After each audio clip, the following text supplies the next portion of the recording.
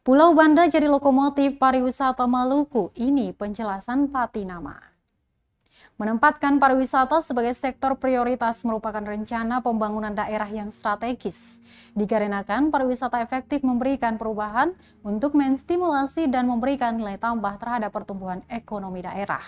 Demikian ungkap Kadis Pariwisata Maluku Max Marcus J. Patinama menyikapi peluang pariwisata di provinsi dengan 92,4% lautan ini. Pulau Banda pun disebut menjadi prioritas pengembangan wisata, bahkan menjadi lokomotif pariwisata Maluku.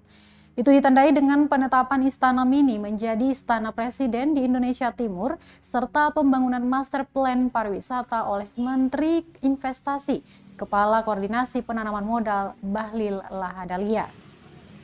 Dia melanjutkan pengembangan Pulau Banda sebagai lokomotif pariwisata Maluku juga ada hubungannya dengan Pulau Rune, magnet rempah Nusantara yang ditukar dengan Manhattan, termasuk potensi budaya serta dasar laut yang indah dan menawan yang dimiliki Pulau Banda. Hal ini yang menjadi awal pergerakan lokomotif yang bakal menarik gerbong pariwisata Maluku.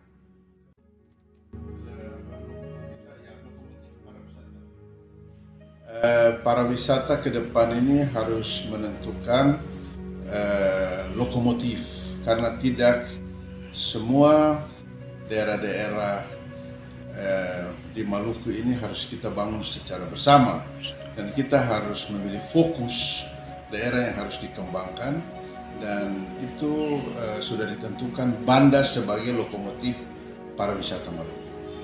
Dan Kementerian Kemaritiman dan Investasi, Kemenko Marves, sudah menentukan Istana Mini Banda sebagai Istana Presiden Republik Indonesia di kawasan timur Indonesia. Dan dengan demikian maka pariwisata Maluku ke depan akan makin lebih baik. Di era Pak Murad Ismail ini ada dua hal yang telah dikerjakan oleh pariwisata. Pertama, Istana Mini sebagai Istana Presiden, dan yang kedua, Master Plan Pariwisata Maluku di Banda telah dikerjakan oleh Kementerian Investasi, BKPM. Pak Bahlil Lahadalia telah menyumbangkan Master Plan kepada Maluku.